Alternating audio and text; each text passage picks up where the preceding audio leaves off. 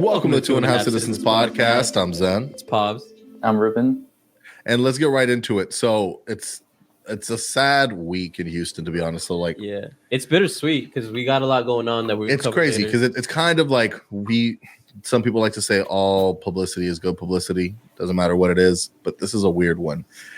I've never heard Houston be talked about so much global, or I mean, I don't know if globally, but at least nationally since it's been kind of upsetting because it was like Hurricane Harvey and then the Astroworld tragedy, which has actually just been it's its anniversary right around now. Oh yeah, I've been seeing a lot of signs about remembering the victims, but not only that, a lot of things kind of like talking about, has this even changed his trajectory in his career too much? I know he took a little bit of time, but do we think that that this actually affected his career? Who are we talking about? Travis Scott. No.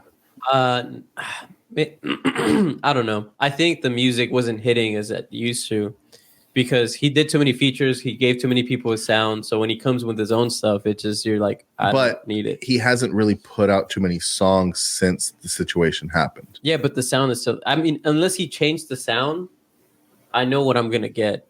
Which I disagree, because when the Astroworld tragedy was the peak of saturation in the market of Travis Scott, peak of saturation in his sound, and the sneakers, and obviously his fans were so much so there and so much so involved that the Astroworld tragedy happened. So to me, it seems like one thing that I want to bring up, and I know it's not necessarily good to compare the two, but there was a recent crowd surge in Seoul. Oh yeah. That around Halloween that killed 100 people and injured like another 150. Was there any 5G towers? That I don't know, but that is even more spookier because it's Halloween. It's an even bigger crowd surge, and I think brings more of a conversation to group awareness compared to the 10. I know each victim is still a tragedy, but it's like, I think that Travis Scott tried to take responsibility for the situation as best he could, and actually be able to like do something to change it in the space. So making those wristbands that are going to monitor your heart rate, that are going to like let you know if you're losing oxygen, that are going to like stop something from happening in the future. Yeah, that's one thing that he was actually promoting and getting behind and helping. Did they actually make it though, or did he just like say, "Hey, this is what we're going to do"? And I mean, I don't know how long products take to develop. And I don't know how long it takes to implement it into a mass setting like that, like a concert. But when you go to have the technology. When you go to a Bad Bunny concert, they give you these little wristbands that they're lights. They're lights, but they're able to be controlled somehow. True. So I just think you add another chip in there. And I mean, I don't know technology. I could just be talking, but I just think like you add another chip in there or something like that, and then now you have like different type of monitoring. Ruben, do we have the technology? Yeah, we definitely do. I mean, oxygen monitoring, maybe. I think it just costs money, and there needs to be enough like public, like pushback to get somebody to do that. You have somebody like a Travis Scott being the biggest artist, and they're basically saying your concerts can't be crazier. He basically he got capped off at where his concert can at how far can his concerts go. You know what I mean? And with this tragedy, we're seeing some other tragedies. So it's like that's our biggest news story before. Then we get the Astros in the World Series, and then right after that, we have the situation that happened on Tuesday. Monday. No. Or was it Sunday night going into Monday? I don't 100%. No. I think it was during the week. Yeah. Yeah. Regardless. It was Halloween, right? Halloween, yeah. November 1st. Halloween going to November 1st. So then that was Monday night going into Tuesday morning. Yeah. So it happened around Tuesday early in the morning, around 3:30 in the morning is when the calls came in. 3:34 is, I guess, when police started responding. And what happened was TAKEOFF from the Migos was tragically shot. R.I.P. in Houston. Yeah.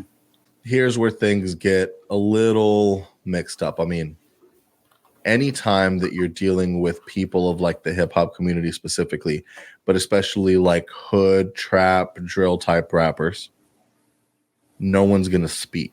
No one's going to speak on what happened. Doesn't matter if it was your closest homie when the cops come to ask for testimonies of what happened and Yeah, I mean, there was witnesses. allegedly 40 witnesses, but And no, or 40, not witnesses, people at the scene, and allegedly no one saw anything. Right. So that's the first thing that happens, the first issue. But at the same time, here's where the things get weird. So no one's going to say anything to the police, but like 20 people posted stuff on social media. Yeah. No, that's the messed up part. So Damn. now, Like- so half of the investigations Yeah. being done through these videos Literally, that people posted, but no one saw anything, but their phones did. yeah. So it's going to be that situation. It's the same thing that happened with Drakeo the Ruler, and basically, by what I saw, and this is all alleged because it's all just what has been spread around social media. And like, I was gonna say this, like, we're not the media, or I guess we're media. I don't know what we are, but I do want to be respectful. But like at the same time, and like you saw I don't know if you saw TMZ. They put out the videos. They put out like, they put out pictures. Like I saw an article. I sent to Elvira. Like I saw an article where you literally see Quavo like on his knees, like holding TAKEOFF, bro. Like it's like, damn, so don't tell me big. that. I've been like actively like avoiding the videos because no, it's terrible, dude. It is bad, and the thing is, so that we're getting the investigation through the internet because no one's going to actually say anything to the cops. And according to what Houston is now saying, because Houston police is going to be looked at in a certain way right now on how they handle this case. And a big problem apparently that happens in Houston is a lot of unsolved cases. So the fear is just going to be another one of those unsolved cases that just gets swept under the rug. But with it being such a high profile one, it's hard. You don't really want to let that happen. So the story that is going around by videos, matching up videos with text messages. Allegedly, it's all alleged. Allegedly. Don't sue us. Is that there was a dice game going on, right? We all know that was happening. But apparently the dice game was over. Apparently Quavo was losing a lot of money and he was done gambling. He was like, I'm done. I'm not trying to do that no more. And it's one of those types of situations where no one really wants to let you get out the table like that so easily. So he starts saying, apparently it started off as a joke, like, I heard you've been in the ring boxing, box me. So now it's a different gamble. Bet you can't beat me in the ring. And apparently Quavo didn't like that too much and started like going back and forth like, man, fuck all that shit. Then it led into basketball. What's up then? Play me at basketball, then 1v1. And pretty much just started escalating where this just wouldn't be dropped, basically. And the video ends. So they're arguing about basketball in the video. The video ends with Quavo saying, as far as audibles are concerned, with Quavo being like, man, let's go. Fuck all that shit. I'm not even trying to argue with no one like that. But apparently he says, I would have been dropped something hood, right? Which then led to swings, which then led to shots. You see in the video someone who has a gun, but you know that there's various gunshots going off. By the reports, Quavo was TAKEOFF was just in the cut, hanging out, chilling, just with the boys. He wasn't involved. He wasn't gambling. He wasn't involved with the feud. But once things popped off and he jumped up, he got hit with a stray bullet. Allegedly done by his own entourage. So apparently when one of Migos' entourage is shot all crazy, it allegedly got TAKEOFF, and then the other entourage fired back and got him a second time. But the initial time that he fell was from his own entourage. This is all alleged. This is all by speculation of what people have said that were on the scene and text messages that have been going around in correlation to the video that's also been released. Like, couldn't they just take it to Modern Warfare 2, like quick scope, no scope, like 1v1? Real talk. I mean, it's just weird to me because, like, here's where things then start getting squirrely. If we're going to get deeper into the conspiratorial wave here, and it's the wait, Ruben, you got your tinfoil hat on? Yeah, Yeah, I got it. The problem is the Jay Prince piece of the puzzle. Okay. So this was Jazz Prince's birthday party, apparently, which is Jay Prince's son. So who's baby Jay? Maybe it's Jazz Prince. Okay. Maybe it's another son. I'm not sure. But here's where things get interesting for the fact that we have the Jay Prince piece of the puzzle. Jazz Prince or Jay Prince, one of these people posted Quavo coming, no cap coming, and some basketball player that was standing right next to TAKEOFF, like shouting them out, right? They're coming to the city. After the shooting happens, the story gets deleted. The next thing that we hear from them is a post being like, I woke up to this tragic news. You know, it's such a sad thing to see. Even though you see in the video, I don't know which prince, but one of the princes is walking by TAKEOFF's body and being like, it's a wrap. Like, basically just kind of like, it is what it is type shit. So now it's all fine and dandy. Accidents happen, except for there was another dice game a few months ago that ended in a similar situation. A lot of these dice games that are kind of, I wouldn't say organized, but just happen to have the Prince family in it, seem to be ending tragically. And so then it begs the question of, if we're supposed to check in, if high profile rappers and affiliated people from the streets are supposed to check in with Jay Prince and things like this are happening and we're not actually getting protected, then what is the point, first of all, of checking in? And two, what does that say for Houston as a city? Is it going to make us a no-fly zone? And there has to be some sort of restructure of the way things work around here? And that's been the big thing, because TAKEOFF, 28 years old, very tragic, not even involved in any of the like bullshit that was happening that night. It just hit, bro. It hit me so hard. Like I was laying in bed, like seeing everything, and I was just like, bro, like he's literally a year older than me.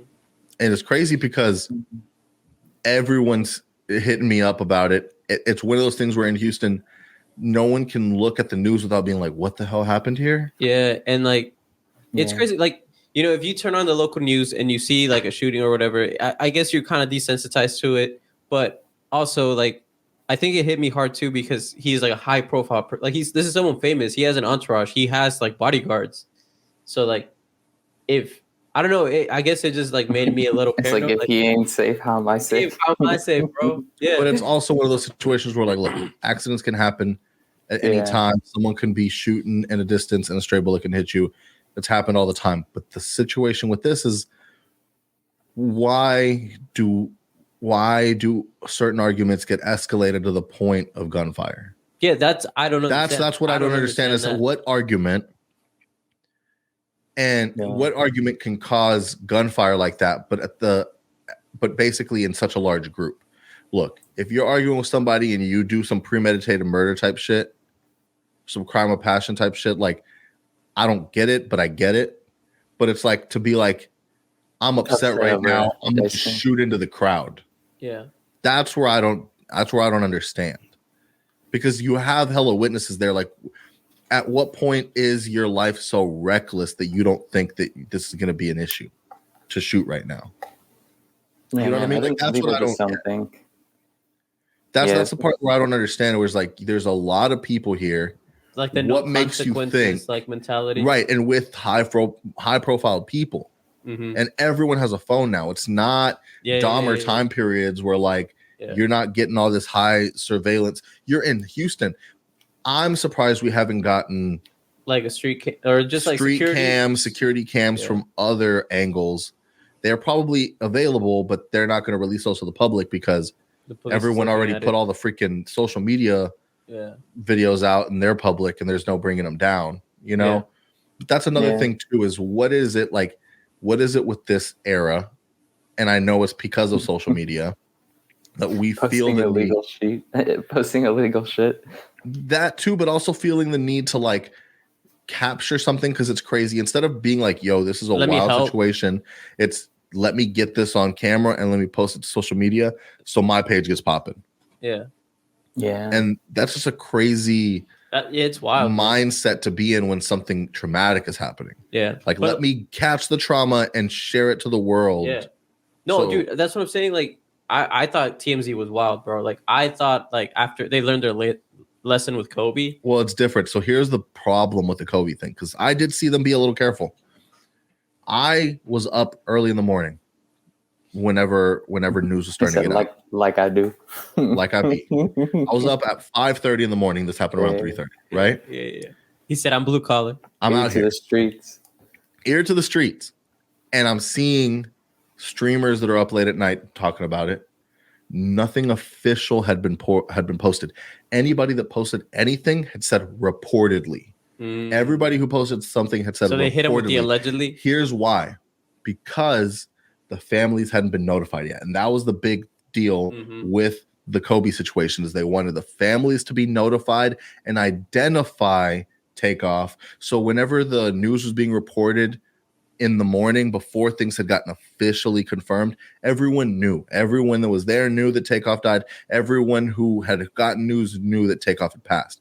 But until they can get the family to confirm it, they were all just saying a man was shot in an apparent argument in a bowling alley in Houston where the Migos were reportedly there. We have no identification yet on who it is, but that's after I had already seen everyone posting the TAKEOFF had passed. So I knew it happened. I saw the pictures. I tried not to really go deep into the videos, but you see the picture of TAKEOFF laid out. Yeah, you see the picture. Bro, it's bad. You see side-by-side pictures. You see a picture of TAKEOFF. You see a picture of TAKEOFF just there. I can't unsee it, bro. Like, you see a picture of TAKEOFF there at the event and his outfit, and then you see the picture of someone dead laying on the floor, and the outfits matching up. So it's like confirmation, basically, without them saying he passed because they don't want to get in that same Kobe thing. I was gonna say, on a different note of that, like, what do you guys think about companies just straight being reckless with this? Like, obviously TMZ was reckless, but like E News was super reckless, especially that they like report only on like, I don't know, like they have a whatever. They're like white news basically. But what E News did is they put an article about TAKEOFF's passing and used Offset's picture. Oh my god, that's like fucking stupid. Like nobody on the team was like, yo, that's not him. That's the thing too, is I mean, if we're being real and like, if you're gonna report Katy on Perry didn't know who they were and she made a song with them. Who? Isn't there that one clip of like they have their tagline, like he says Offset on that song with Katy Perry, and then she says "oh shit," and people are like, "Homegirl doesn't even know what they're saying" in the songs. You haven't seen that? No. That's a funny thing, because it's one of those things where, and this has been a common theme, is hip hop has become the cool genre, right? So if you want to seem cool, you go to hip hop. So the first thing that I saw that was when Katy Perry did the song with Juicy J. So she make this pop song, but then you make it with the rapper, and now all of a sudden your song's cool. You can say cool shit. So now, like Katy Perry does this shit a lot. Katy Perry did the song with Calvin Harris where it has Pharrell and it has Future and stuff like that, or somebody, and she's talking about popping pills and shit. So it's like, it's cool to be in hip hop when anybody who has like a pop song and then goes ahead and puts trap drums, rolling hi-hats, and 808s is trying to seem cool. When Dua Lipa does that song with DaBaby, it's all cool until it's not. So it's like, it's cool to be associated with hip-hop artists until they say something wild, and then all of a sudden you got to remove them from the song. And it's all cool to hang out with all these rappers until something pops off and you're in the middle of it. So it's like it's cool to be associated with it and take the cloud off of it until it's not cool anymore. Yeah. Until shit hits the fan and like you actually have to deal with the reality of why this is cool. Well, it's cool because they had to make it cool, right? The idea of especially street rap is that it was people in the hood that had nothing and they had to figure out a way to grind and hustle and make something. So it's cool to be like, man, this person is like street but also flashy and also this, and I think it's in my world. That underdog story, and you see it a lot, like different artists will try to convince you that their life was harder than it was. Like if somebody's family was in the industry, nobody's gonna tell you their family was in the industry. They'll like tell you anything they can. Bro, grind nonstop. But like all right, see it, Baby like, Keem. I know. Baby Keem. All right, wait, hold up. We're getting off the topic. Let's at least close the TAKEOFF. But like, well, what do y'all want to say? Like, if you could, if you know, what I'm wondering, you're talking to Quavo if he was listening right now. Here's what I have a question for you guys to get into this is the idea of checking in. That's been the big conversation lately. Does that even matter anymore? Because at this point, are you putting yourself in more harm's way, letting the people know you're in town? Getting yourselves involved with this stuff. Because Lizzo isn't checking in when she goes into town. Taylor Swift isn't checking in when she comes to like pull up to her stadium show. You know what I mean? Like she's not pulling up to Jay Prince and being like, hey, just letting you know I'm in the city. That'd be hard though. Could you imagine if she did that? Okay, it would be hard, but look what the fuck happened. Like, what does it matter anymore? You know what I mean? So it's one of those things where it's like this whole idea of checking in. To me, I don't even think that's a real thing. I think it's like, who are you cool with? Who do you know runs things? Like, all right. So so if you could break it down into like normal people, like, because obviously we're not celebrities, but like, let's say, damn, go fool me. No. Let's say Ruben comes back from SF and he calls us. Would you consider that checking in? No, that's just letting your homies know you're in town. Okay, so what's the difference between that and what? Because like, because the real idea of checking in is you're affiliated. If you're a rapper who's affiliated with a gang, you're going to have ops in opposing gangs. People who, all right, not everybody who's a street dude obviously has money. A lot of the street dudes, majority of the street dudes are people that are grinding and trying to figure out a way to get money. And it's usually illegal. It's usually hitting a lick, trying to rob somebody, trying to find someone with a nice car and a nice jewelry, sticking them up, getting their jewelry. And sometimes P&B Rock situation happens, especially when you're in LA and it's so many gangs, so many different gangs. You have to check in with somebody because you're a high profile person. You have to get together with someone who is also a high profile person in the gang world. Be like, hey, I'm in town doing X, Y, and Z. Can you make sure people understand that I'm doing X, Y, and Z and that I'm with you and that I'm protected because of you? So I'm off limits, basically. I'm off limits of getting hit a lick on because I'm letting you know that I'm here and I'll break you off some money. Maybe I'll get you some tickets to the show, whatever it is that they use as leverage. And that's the real checking in. But sometimes in these situations, if you're just out there roaming around doing your own thing, I don't feel, and maybe I'm just ignorant, I don't feel like Houston's that hot of a spot unless you're in certain areas that you can't just we're not do Atlanta. your thing. We're not Atlanta. Here's a big one. LA, here's a big one. Is Kylie Jenner checking in? Because she's coming over a lot with Travis. And I'll see her on her stories posting by the posting videos by like the Buffalo Bayou Park and all this stuff. Like, she's outside. And who is she checking in with? Yeah, nobody. To make sure that she doesn't get robbed. So I really think sometimes it's the whole look. Here's where I really feel like checking in comes from. If you're a dude who likes certain things, certain drugs, certain activities, there you go. You have to find out where those are. So if every time you go to a new city, you have to find a new plug. If you know, I know these guys are the plugs and because they are well respected in this scene. So I'm going to get my weed from there because everyone talks about getting weed from Houston. We're going to gamble because you can't even really gamble around here, but we're going to shoot some dice. They'll take me to the low key spots. Yeah, don't go to what's the New Orleans? Bourbon Street? No. Like, we get so many ads in Houston for it, started with the L. LaBerge? Yeah, something like that. It's like on a boat. Yeah, LaBerge, I think. Yeah. One of those, yeah. Anyways, but that's like the thing is like but how come then there's the gas stations with the Hispanic dudes at the slot machines? Because they put a sign that says that this is for entertainment only. They back their, they cross their T's and dot their I's, but on the low. That's all the gas station things. You know what I mean? But you're gonna see Quavo in the gas station. I could. Nah, dog. You got to be in the low key, in the cut spots. Nah, yeah. I think the saddest part is just, I mean, obviously, like, a bunch of people lost a friend and a family member, and that's really sad.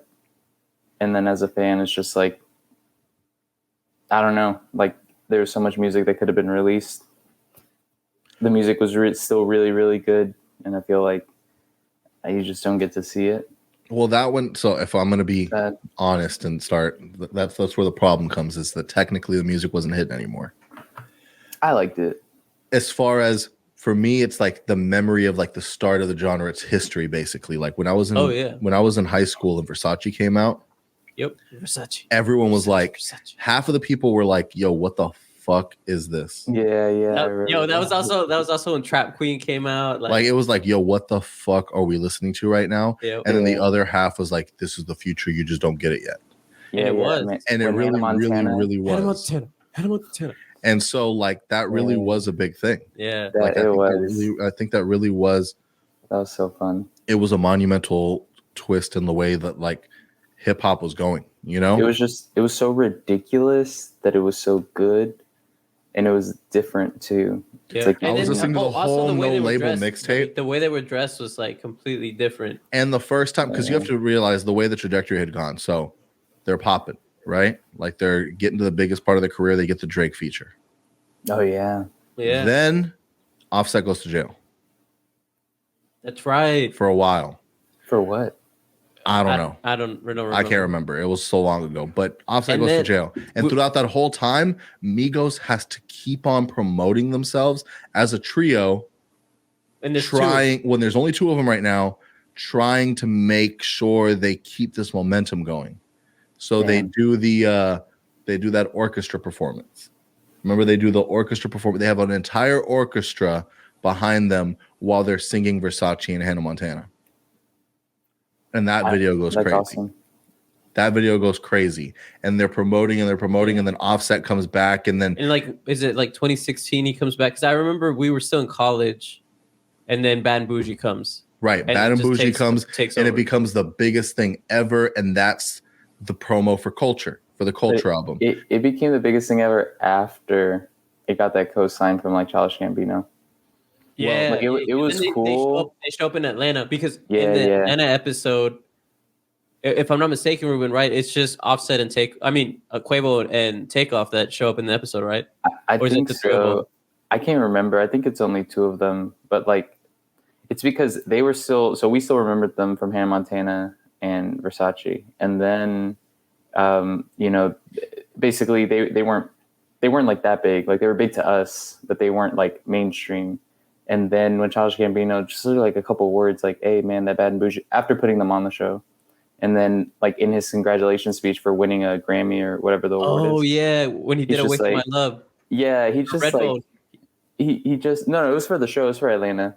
Oh, he just said like what did he say? He said, "Shout out to Bad and Bougie." He was like, "Shout out to Bad and Bougie." Yeah, and then people were just like, it was just funny because like the news outlets were like, "Well, I guess we need to listen to Bad and Bougie," and it just kind of got everyone like, "I guess I should listen to it."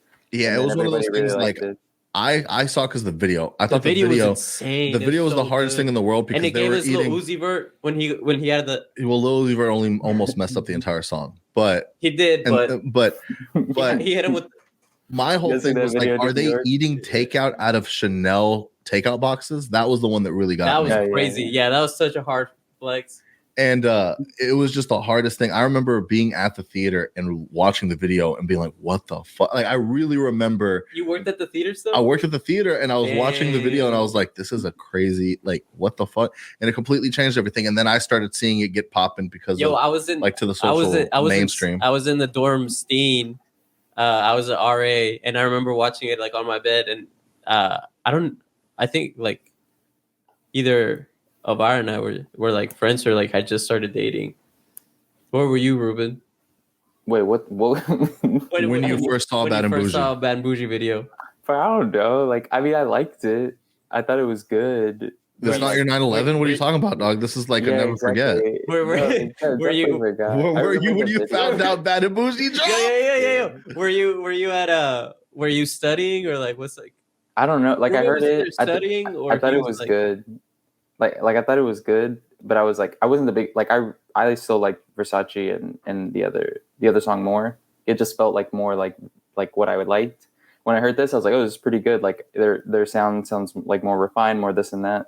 But then when Childish Gambino gave him the cosign, I was like, oh, like then like maybe I should listen to it again. Like maybe I'll like it. And then like I like how catchy it was. It was more mainstream. Like it fit more of like, okay, this is what people will actually listen to as opposed to like Versace. Like you can't.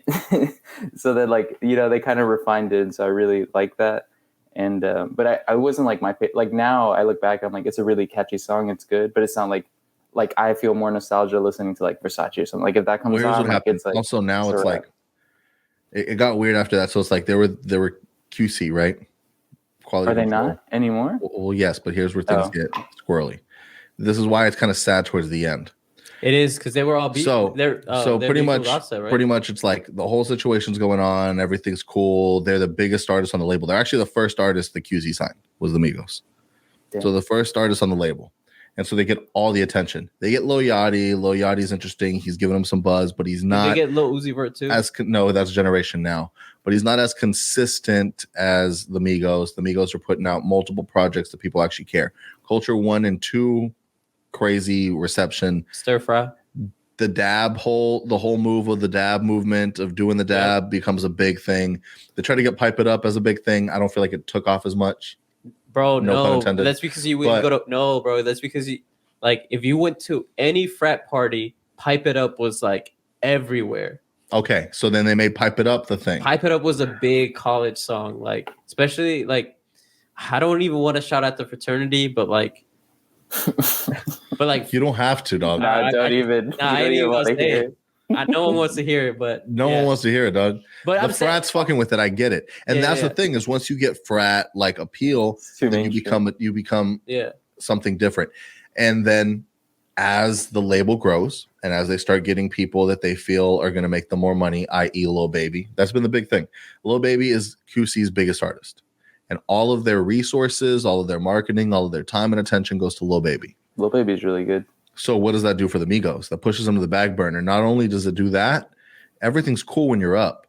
When you're down, you start looking at those numbers. You start realizing what kind of deal you're in. So they all start wanting to do solo projects, which didn't really work out well for them. No. It wasn't the best thing. I don't think anyone had a real successful solo album. So that happens. They come back, do another album. Then Offset starts looking at his deal, realizes not only is he in a 360 deal, but he's in so much of a 360 deal that when he puts out solo music, QC owns it. Damn. And he goes, you should only be entitled to Migos. You signed the Migos. You shouldn't be entitled to my personal projects and personal endeavors. And so that becomes a whole media war. So whatever happens behind the scenes, we still don't know. And I don't know if we ever will. But Offset leaves the group of the Migos. Allegedly slept with Sweetie. Allegedly, but I really don't see any valid, like I can't see that being a thing, especially when you're with the whole mix of the Cardi B. That's too much. It's too much for me to think of that being a problem. I know there was a whole like Nicki, that was an obvious one, the Nicki Cardi situation and the whole song of Motorsport, like that was a real beef. But I don't see Motorsport was also a movement. A movement. It was a moment. The fact that they got Cardi, that was the big start of Cardi and Nicki's real beef. Mm-hmm. And then Offset's away and we do this Unconfused thing. And pretty much now it's just Quavo and TAKEOFF doing their thing. And this kind of happens seemingly under Quavo's watch. Because you have to realize at the end of the day that TAKEOFF is Quavo's nephew. As weird as their age difference is. No, dude, they're on some like Hispanic shit. Like Quavo's the uncle and TAKEOFF's the nephew. So it's definitely not weird to us. Like when I heard that, I was like, yeah, that makes perfect sense. Like, I know. Right. Yeah. But at the same time, when you're talking about it from like a family perspective, you know there's a feeling that Quavo's in charge. of like you need to be watching over your nephew. Yeah. Even though it doesn't, even though it's like cousins. I hope someone's checking in on Quavo, bro, because I'm sure like the guilt is there. Like if the beef was him, like he was the one beefing, he's got his nephew with him. Yes, they're probably like 5 years apart, 4 years apart, 3 years apart, whatever. Like there's still like some sort of like I feel responsible for. Not only that, because now all the stories are coming out. You see all the baby pictures, and allegedly TAKEOFF was the one that told Quavo to take music seriously. He told him, "Hey, like you should start rapping. And you should like really take it seriously." Damn. And so it's kind of like, look what ended up happening. He did take it seriously, and they became so big. But it also seemed like it's just so sad where it doesn't really feel like the Migos were at the top or where the Migos were like at a place where we remember them so positively before such tragedy can happen like this. Oh, because we were starting to see the downfall, right, of the group. Right, like right now, it seemed like they were in the Texans phase right now. They were like on their recovery. They're trying to figure out how to rebuild the brand, because you know who was also mad reckless. One of the reports were way before when Migos were basically trying to figure out how to be popping again, and NBA YoungBoy told them, y'all just ain't outside no more. It's like, we see y'all in the hills. We see y'all in these mansions in California. That ain't relatable no more. We want to see you in the hood. We want to see you in the trenches. So he's like, that's what they want to see you doing. He's like, they don't want to see you out there in the hills. He's like, you can be out there and live, but when you come shoot the video, you got to come to the hood because that's where they want to see you. So they want to see you still doing that stuff. That's what led to this. Possibly because they were really like, you're right. And remember they did that song together? Yeah. That make no sense. No. It's in the Unconfused. No. The real popular one. You know which one, Ruben? It's Migos and NBA YoungBoy song that is super popular, and it was one of their most popular songs of late. Like when they were trying to come back again, it was. I'm pretty sure it's Make No Sense, but regardless, they did the song together. NBA YoungBoy is like the highest selling artist right now because also he puts out like 1 million projects. He put out like 6 projects this year. Damn. But you gotta choose violence like NBA. But that is a thing. But if we're gonna talk about numbers, I really just want to like close out, say that like this is a tragedy and we need to figure out how to like not have Houston looking this crazy. Yeah. We need to like watch how we move. We need to watch how people are like seeing us right now because it's looking crazy. We're gonna start looking like Chicago and New York here in a little bit. Yeah. What do you think, Ruben? Especially now, if you see our crime rates, I think our crime rates have surpassed Chicago's. I need to look into that, but yeah, man, I don't know. It's wild. I hope we bounce back, and I feel bad for Quavo. But RIP to his family, RIP to TAKEOFF, and hopefully his family is doing good, and the rest of the group's doing good, and that we have him in our spirits and stuff.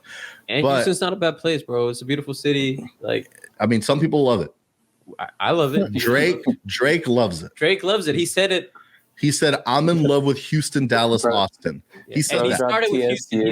He started with Houston. And 21 Savage said, "I've been in Houston so long, I feel like whatever his line was." So he's talking about Houston too. So Drake is in love with Houston. He dropped TSU. Like, he's about to drop Lone Stars because he's going to be talking about the community college. Yeah, he like got myself a girl from HCC. Yeah, bro.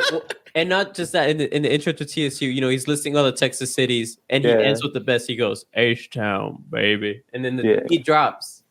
So let's talk about this album that just dropped. So this week, first week of the Her Loss album, which is the Drake 21 Savage collab album. 21. I showed you guys this in the group chat, and I had to stop y'all from being reckless because immediately you wanted to say, tell me what it is that you said that sounded so crazy to me. And look, I love how you didn't respond to. Oh, because I don't even want to do that to you. Like I don't even want to give you any ammunition to start trying to do like contradictory research because it's just not even. Just go ahead, say what you feel. Okay. And then I will tell you the truth. 3 songs in, and Ruben can back me up on this, but the first 3 songs, it felt like Drake was like that. The highlight is 21 Savage, and then anytime Drake came in, it was just like mad corny and would kind of like ruin the song for me a little bit. But then you get further into the album, and you got songs like, what's that one song where Drake just goes off and tells everyone how broke they are? Like that song goes hard. Yeah. So I'm not gonna lie to you. I listened to like, I don't even know. So like the first couple songs, I was like really into it, and then just started blending in together. And then I was like, I need to go back and actually listen to them. But it was all right. Like I did kind of agree. I think it's just because 21 is just so like rough. So like it's like such like a gritty sound, and then it's just like Drake comes in like ready to sing like, some vocals. Like the transition was not good enough. I needed a little more. No, here's what it is. Like I was like, am I outside or am I inside? Like what's happening? Numerically, if you look at the numbers, Drake is 66% of the lyrics. Oh, you saw that too. Okay. 21 Savage is 26% of the lyrics. And then others being sound bites or features is 8% of the lyrics. So is it a Drake album then? With 21 Savage sprinkled on it like it's parsley, okay? Every time that 21 Savage says something, you're going to pay attention and listen to it more because it's so much less of the album. So the whole music, sound, and everything is Drake. That like no, there's so much more. Here's all right. Right now, I need you to tell me okay, you can give me your one. Mm-hmm. Give me three lines that you remember that 21 Savage said. All right. that were hard. It's gotta find me and Ruben. No, it's you specifically. No, me and Ruben. You specifically because you said this. No, because I know the one that you have in your head. And you can't look anything up. All right. Audibles right now that you can remember off the album. All right.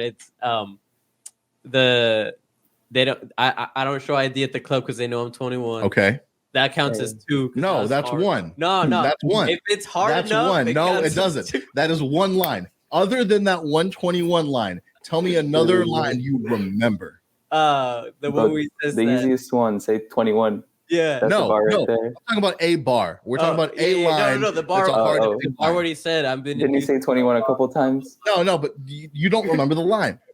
All right, I said it. I've been in Houston so long. But there is a million Drake audibles because guess why we have to talk about him? Guess why we have to talk about him? Because there's a whole list of people he dissed for no apparent reason. Oh yeah, the Meg Thee Stallion. What happened there? So yeah, let me explain a list of the disses because this is where I'm going to bring my audibles up. Just because. Why does he hate Meg? Meg's from Houston too. He doesn't hate Meg. What happened is he was just making a joke about girls getting shots like butt shots and stuff like that and lying about it. He's saying these girls talk about how they're natural and he doesn't even care. He's like, girl lost her fat and it moved onto her butt somehow. She says she's natural. I don't really give a fuck. And so then basically he says she lying about getting shots, but she's still a stallion. So it's just a play on words to the idea of Megan Thee Stallion allegedly lying about the shots thing because that's what's been going on in the news. He's saying she's lying about getting body shots, but she's still a stallion, like butt shots and stuff like that. Yeah. And then he says she didn't get the joke, but she's still smiling. So he also says it's a joke, right? He also right afterwards says it's a joke. Megan Thee Stallion responds saying, "Stop using my shooting for clout. Since when is it cool to make jokes about a female getting shot?" If you gotta say it's a joke, then it's probably not a good joke. That's it's a line. It's a lyric, right? I mean, when you have to be willing. I agree with Ruben. You have to be willing to. I'm not the biggest Drake fan. I don't know why. Every time I see him, he just crusty, man. Like the way he acts, crusty. He's just kind of crusty. So even the line, I'm like, bro, just leave her alone. Like, just. But when the line wasn't good enough, it's okay for Nicki Minaj to say something Rosa Parks, get your ass up. If the bar is good enough, they could say it. All right. It needs to be like clever enough, like good enough. But this was just too like it's not even. Come on, like. So we have one. We have a Megan Thee Stallion diss. Number 2, we have a Drum diss. Okay. If you remember Drum made Cha Cha Slide, which Drake took and made. Of course, Hotline Bling. Yes. What was I gonna say? That's so funny. I haven't heard the album, but I have seen like all the drama pop up on my timeline. Right. Okay, but keep going. So he goes. He came with the drama, but he don't know how we Cha Cha Slide. Yeah. Somewhere along those lines. Drum got so mad, responded being like, bro, that shit was 5 years ago. You never want to let shit go. Man, he starts saying, he ain't even touch me. Drake ain't even touch me. The security guard touched me. He ain't want to 1v1 me. All this stuff. No scope. So, number 2. Number 3, for some reason, he's beefing with Serena Williams' husband. Oh, yeah, I saw that. I was like, what? So I heard that. I was goes, Serena Williams, Serena, your husband, a groupie. He says we cool, but no boo. No boo. It's on like we getting sushi. Yeah. Regardless, he has a shot at her. Wasn't he the creator of Reddit? I don't know. I'm pretty sure. Then there's the alleged line. I'm not Google. There's the alleged diss. So he says a diss, and we don't necessarily know who it's aimed to, but people like to speculate online. So he goes, she a 10, but she trying to rap. It's better on mute. So it's like this girl's hot, but she's trying to rap. She's not a good rapper. She's better on mute where you just see her. Mm-hmm. People are talking about that's Ice Spice. People are saying that is directed at Ice Spice. What'd he say? I didn't hear that part. He goes, she a 10, she trying to rap. It's better on mute. Damn. And so she a 10, she's trying to rap. Isn't she like really young? Younger than him? I mean, anyone's probably younger than him. So if we put ourselves legal. She legal though. So if we put our full hats on, it's like he tried to it's the whole cover up of like her being like his actual baby mama, but she Very was possible. underage. So she just responds to it by saying, "At least I'm a 10." So she just let it go at that. And then the diss of all disses,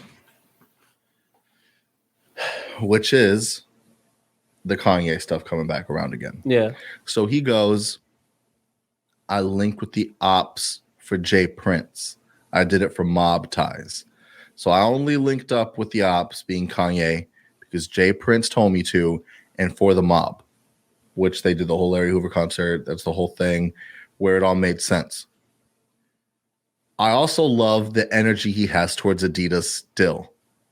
The energy that he has towards Adidas still. So they're doing this back and forth rapping thing where 21 Savage is doing the lyrics and Drake is ad-libbing. Mm-hmm. And 21 Savage goes, I got the stripes like Adidas. And Drake goes, I got the stripes, but fuck Adidas, man. And he's just like still so anti-Adidas, and it's sick. So I just want to say it's still anti-Adidas over here on this side. So I can't buy still Nike gang. I wear Adidas on the low, but on this podcast it's still Nike gang. Checks over stripes. Can I pull up with the specials? Like I'm Matt Wolty. I if I'm gonna get Adidas, I don't know. I guess I like all the Adidas that aren't even like your classic Adidas, because I just like NMDs and like Ultra Boosts and like.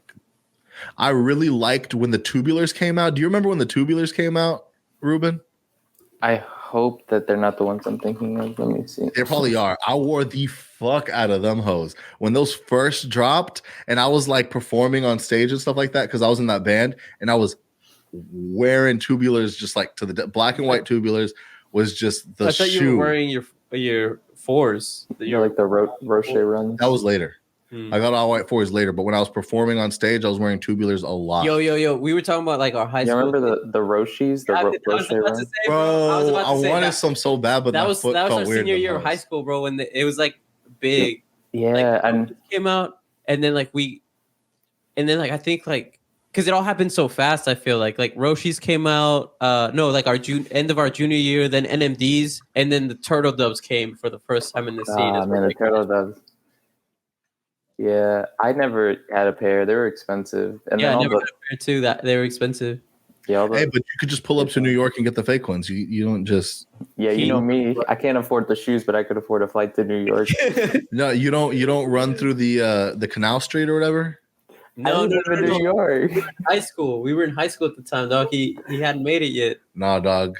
You got to go back and retroly get them, dog. Yeah. Nah, man. Well, now I never really liked them. Okay, hey, this is a big. Cool. But it was a movement. This is a question. This is a question. Just a little bit of a sidebar, but every place is removing Yeezys, right? Like you can't even donate them to Goodwill.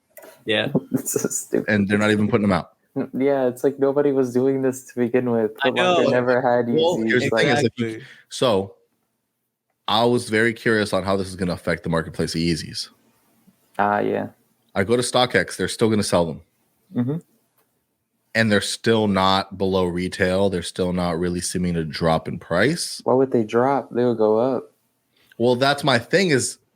That's where I'm wondering: is it public sentiment that people feel like, as a public, we're anti-Yeezy, or is it just these institutions? Okay, so people have been asking me because, like, people that know me know how big of a Kanye fan I am, or was allegedly. But it's like I get it because there's two things, right? Like the music and the shoes are objectively always going to be good.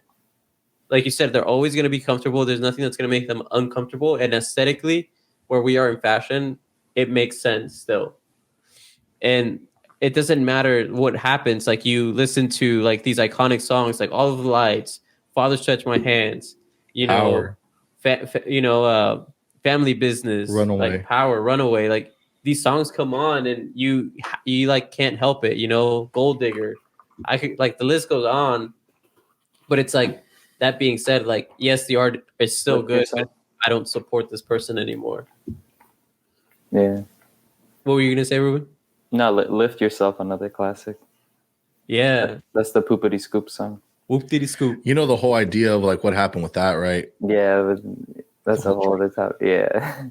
Yeah, that's more Drake beef right there. I know. Yeah, bro. Look. You got Adidas sweats, bro. Why are you Anyways, talking so much? so how is the album? Best album of the year. Here's why I'm even talking about this. What's your favorite song on there? Rich Flex is the hardest song. That's the first song. Yeah, because there's 3 beat drops and there's 3 beat switches in that song. You can't say the first song. What's the next favorite song? I also have a feeling. I heard Rich Flex. They do this a lot. I think that's the last song they recorded. I think Rich Flex is the last song they recorded and then put it as the first song. He's not Kendrick Lamar. He can't do 3 beat switches like that. He did 3 beat switches. I know, but then... Okay. Besides Rich Flex, what's the next song? Besides Rich Flex, I like the next song, which is Pablo hates it, but I really like Major Distribution. Major Distribution. All right. And then I like Circo Loco, where they use that one more time. That's the Meg Thee Stallion diss. Where he does the Meg Thee Stallion diss, but he does it's just such a good thing where he's just like. I mean, when he goes, okay. I will give you this. When he goes one more, and then the beat drops, it's hard as hell. Now, like it's hard. Did you see all of the promo surrounding this album? The fake tiny diss. And look, this is where I realized that the genius in this. All right. How many of you guys are subscribed to SiriusXM? Any of y'all? Nobody? No. Bro, what the question is that? It's like asking me if I'm linked to Pandora Radio. All right. Damn. All right. So when the full Howard Stern interview comes out, and we know it's an iconic type of interview for Drake to be on there with Howard Stern, how are you going to intake it? Are you going to go and get a SiriusXM account and go watch the full Howard Stern interview? No, or are you gonna wait until the clips drop that are the most viral moments that are on social media and see it like that? Well, how would I have known that it was a thing? Anyways, what do you mean? We wouldn't have known because none of us are subscribed to SiriusXM. It's still one of those. It would just pop up on the algorithm. It's a terrestrial thing where it's one of those. It's like a Larry King type interview. It's like a huge thing. Okay. No. What I'm saying is, I think Ruben's saying is that you wouldn't see it until the algorithm showed it to you. Right. But what I'm saying is that you would just get a viral clip, and instead of him doing the full interview and making you find the viral clip, he just made the viral clip. Because we're all just going to see the 1 or 2 viral clips that happen. We're not going to see the full interview. So what he's going to do is, look, I'm just going to make the viral clip and spread it around the internet because that's all that people really care about. So what was the viral clip? Intro, which was. It was. Yo, I don't want to be distracting, but I really wish I had the Raycon glasses on right now because I don't know about y'all, but like the headphones are hurting my glasses. Like they're like pushing into my skull. So if I had the Raycons, I could just. Pablo's asking Raycon to sponsor us, bro. He's like, right now would be a great time for these Raycon wireless earbuds. No, not the Raycons, the glasses, bro. I'm trying to pop my little glasses. You're trying to get a scooty bike to work. Yeah. Yo, so Raycons and Ray J sent the check. So Howard Stern asks him. He goes, "So you say you're very open about your porn usage. So what are you watching?" And he just goes, "Top, just the top, like the highest tier of top givers is." Really what I'm just like constantly like on a daily basis tuning into. Those are like the superstars of the world really to me. Head is the porn that I'm watching? He's watching girls give head. Oh my god. So he's just saying top. He's just saying like top's the thing I'm on, just the highest tier of top givers. And he's saying this like on this Howard Stern interview, and he's like, they're like, would you ever get married? He's like, I mean, maybe one day when everything just kind of chills out, but it's like right now I'm in this kind of thing where I got to get like 4 girls to make like 1 girl because like I like the things that these 2 girls do, but it's like I like what this one does for a living, and so he's like, right now I'm just like 4 girls to kind of make 1 girl and all this type of shit, and he's like saying it like if he's having this real in-depth interview. And the funniest one is the one that I sent you guys, which is the Vogue in my bag with 21 Savage. Mm-hmm. And he just like, I keep because I guess in another clip from this Howard Stern interview, they were like, yeah, no, Savage really just be reading a lot. Like he's just really big on reading. Like he'll like pop a book out in the strip club. You know what I mean? Like he'll just be pulling out Charlotte's Web and shit, like at Magic City. Bro, that was we'd be at the skate park and he'd pull up like the cow book. He'd be like the tree of what? Yeah, he'd just pull up like trigonometry, like when it's like too hot to skate. Yeah, like we're at EC7 and all the ramps are like you could basically cook eggs on them because they're all metal. Yeah. So he'd just like get to the side and just be like, all right, time to do homework. Yeah. No, but 21 Savage just be pulling out Charlotte's Web, So love my Jewish brothers and sisters always keep a dreidel on me. I was like, what?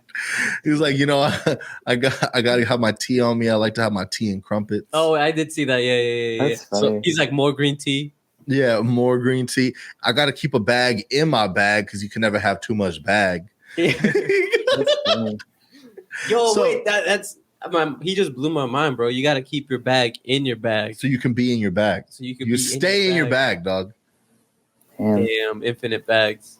Damn, be careful, Zen. You start speaking like that, Drake might get you to ghost rifle him.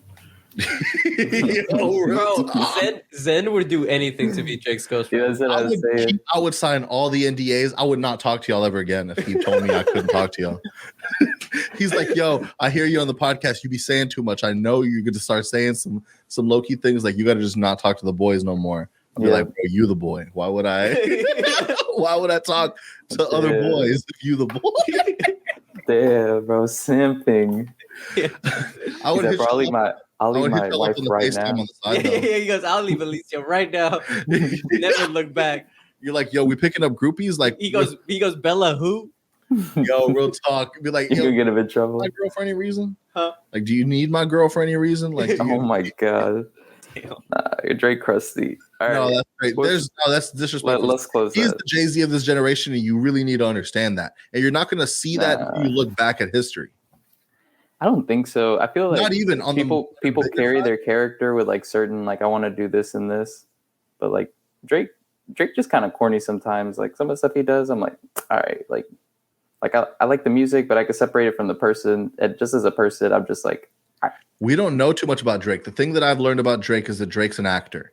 He wanted to act his whole life. All right. Zen's going to defend him either way. We need to wrap this one up.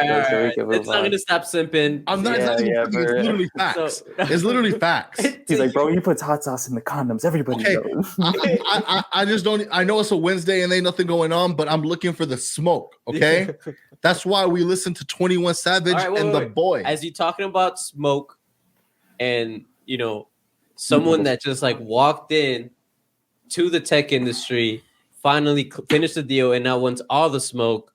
Your boy Elon. I'm a sim for Elon too. I'm gonna be real. For one, I mean, I'm sorry. I get people worked at Twitter. I get people had jobs and livelihoods and stuff. But and I get that we're in a recession. I get that we're in a recession, and like that's just crazy. But and it's hard to find jobs and stuff right now. But you should have thought of that whenever y'all were making Twitter lose $4 million a day. Damn. That's all I'm saying. Really? That's what Elon said. I mean, I don't see the books, but why would Elon lie on his own app? So this is what I was thinking. That's a good question. Like the way that the narrative flipped with Elon buying Twitter is like really interesting. Like regardless if it was a good company or not, because initially it was like, oh, Twitter is this thing, and I can make it like this much better. And I feel like if he failed, like we would roast him endlessly, like being like, bro, this guy thought he could do this, this, and this. And now it's like, like I have to buy this because my dumbass couldn't read like some pages on like what actually is happening. He's like, I guess like I'll fix it, but it's pretty messed up, like I don't really want to, but I will if I have to. That's how he's having to do. You're actively on Twitter. How do you feel about the $8 blue check? Yeah, Zen's about to pay that $8 right now. No, I'll explain why. Shut up and take my money. Yeah, I'll explain why, because here's the way I see it. Right, the biggest problem with Twitter, recession and all, bro. He's gonna pay. Yeah, bro. Any other Zen better watch out. They ain't getting the blue check. No, look. Here's where it really comes down to. Okay, authentication. So there's so many bots on Twitter. So there's so many people that you're arguing with on a daily basis that you don't even know if they're real. You don't know if they're troll farms. Or Russia. That's a thing. A big thing. That's basically the big reason for influence in the election is troll farms trying to get people to feel a certain way. So when you have that being a big part of Twitter, a lot of the people that are on Twitter, you don't know who they are. They're just random accounts. Now you got to pay $8 to make sure that you're a real person, basically. Okay. So it's like now when the verification isn't about famous people, this is a real person willing to pay $8. So I know that this is someone's real opinion and not just some troll, not just some made up account, not just some fake page.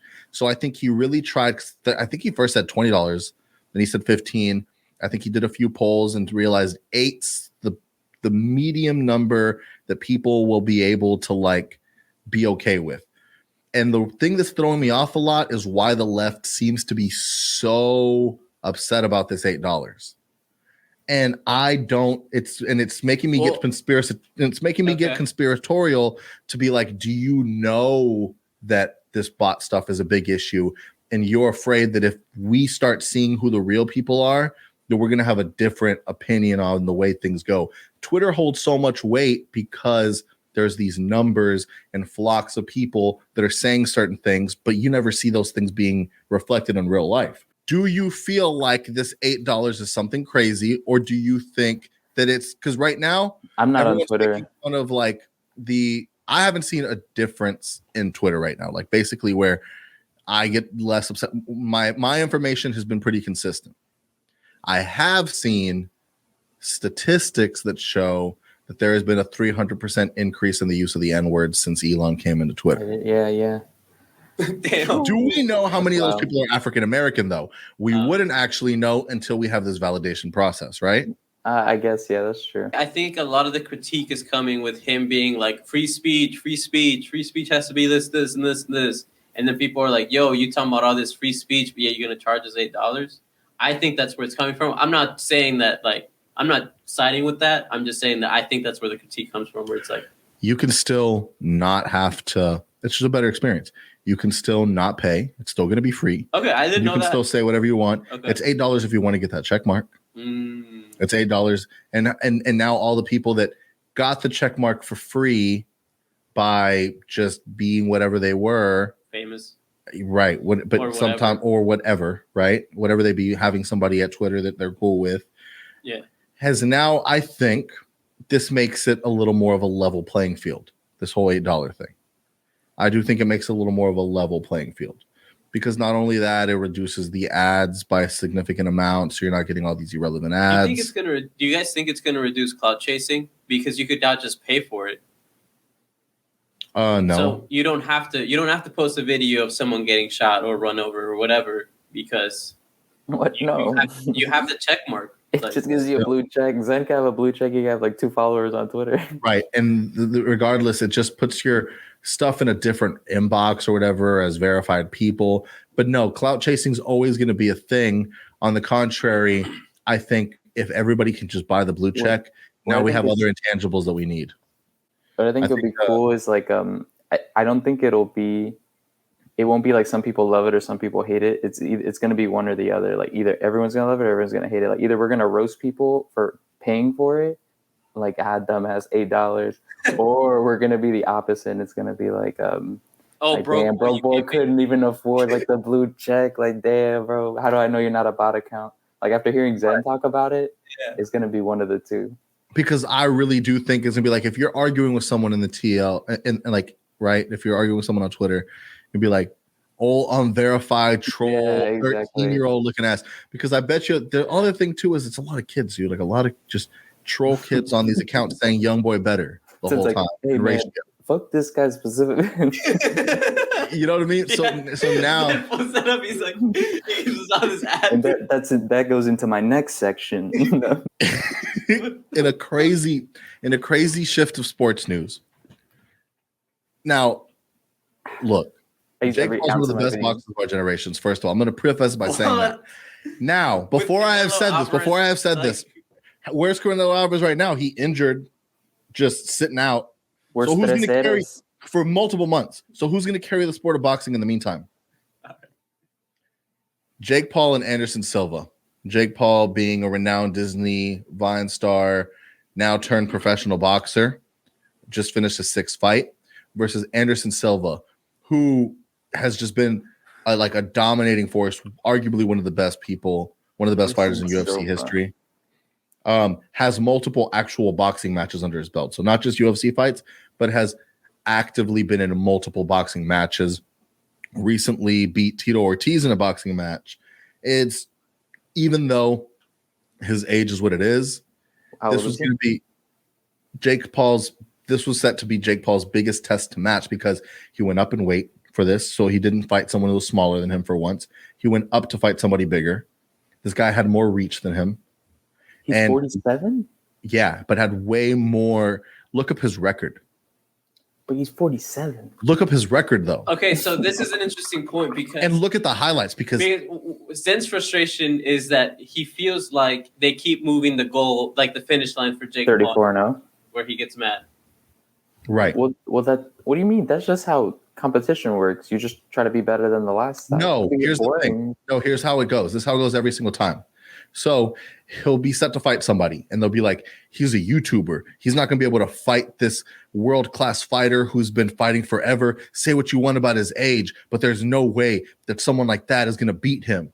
And then he beats them, and they'll be like, well, I mean, he was old, and he really wasn't past it. So then they start making the excuses. And then he'll be like but he hasn't fought a striker. So then he fights like the best striker in the UFC who's rich. Because you have to realize, the way he's trying to do it is like, UFC has the young fans, right?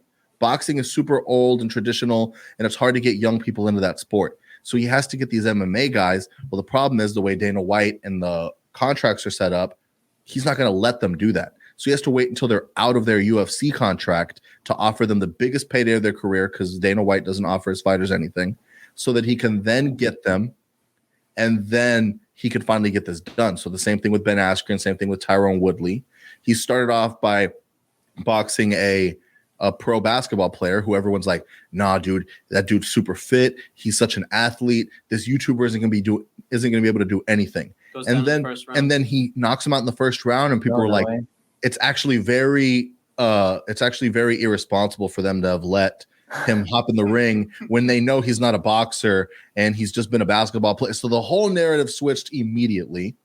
And then Ben Askren's like, yo, Ben Askren's a tank. You can say what you want about him, but he'll never get like knocked out. He's taken so many punches. You've seen the punches he's taken from such and such, just knocking him down and not being able to do anything. Then he gets knocked out in the first round. They're like, and then you saw the way Ben Askren looked. He looked so out of shape. And then they go, he leaned into it. They're like, it's rigged. And then, so they're like, he hasn't fought a striker though. Like, yeah, he fought a wrestler, but a striker. So then he fights Tyron Woodley and then knocks him out. No. Well, the first one, the second one, he knocks him out. And then people were like, well, Tyron Woodley, like there's always an excuse, right? So now it's Anderson Silva, someone who has been actively doing boxing matches, who has like stayed in amazing shape, who Dana White said, you'll never fight Anderson Silva. You'll never get Anderson Silva. And he got him.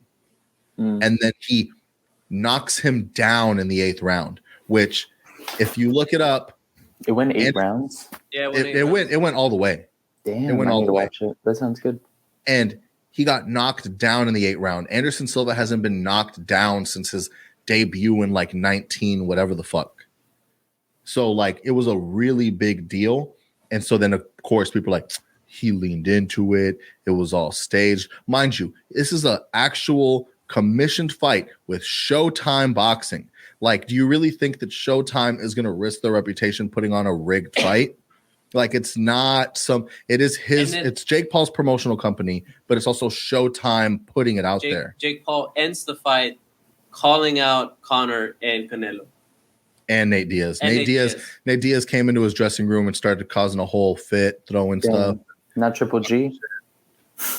Nah. But I just like how Hispanic people say it. How do they say it?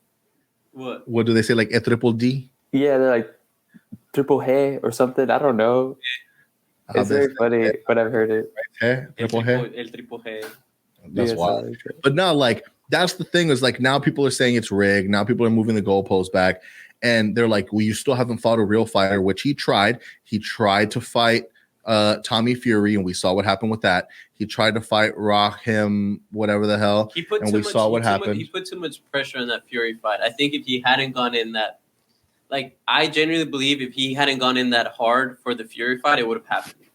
Well, that's no excuse. I'm not giving an excuse. I'm just saying, like, on a promotion. If you can't take the heat, this is gonna be the biggest payday of your career times 2 or 3. I think the biggest eyes that you're gonna see on yourself. I think Fury should have gone for it, but I'm just saying, he knew he was gonna fucking lose. It was gonna be embarrassing. So who ended up winning the fight? Remove his last name. So who ended up winning the fight?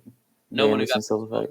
Oh, which one? This one that just happened? Mm-hmm. Jake won by decision, like not even by like a maybe. It's like that knockdown set him over. Like with that knockdown, there's no way he's not winning the fight on all scorecards. If you take the knockdown out, do you think he would have won? It was way closer.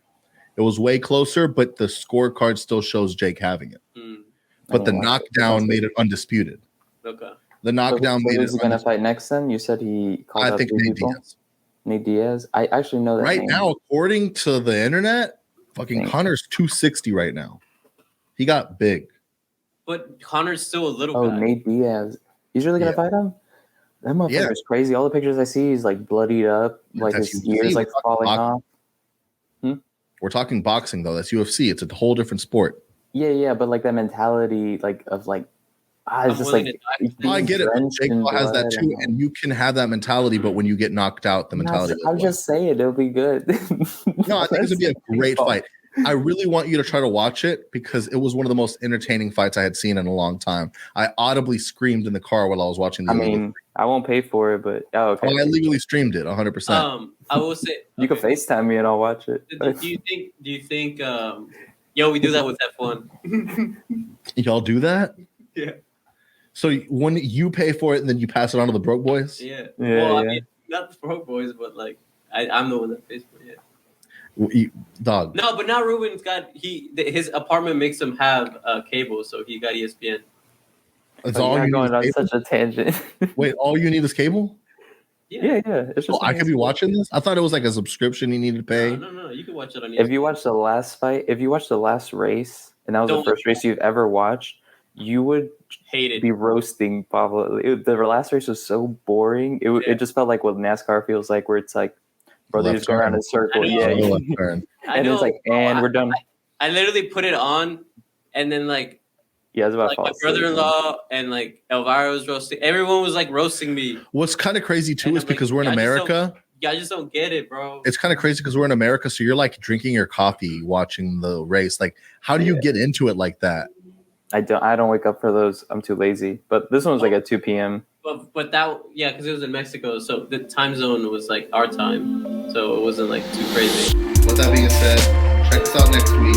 We out.